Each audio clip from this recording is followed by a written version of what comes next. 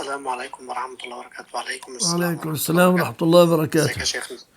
الحمد لله، تفضل. لو سمحت يا شيخنا، صحة الحديث بتاع إن ستنا ميمونة كانت تقتني كلبا اسمه مسمار، وما الحكم لا في أعلم من له. أخذ بحكم الملكية؟ ها؟ وما الحكم في من أخذ برأي الملكية؟ تقول أن السيدة ميمونة كانت تقتني كلبا اسمه مسمار.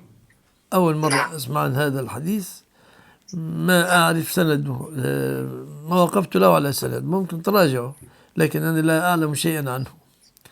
تمام. الشيء الثاني، من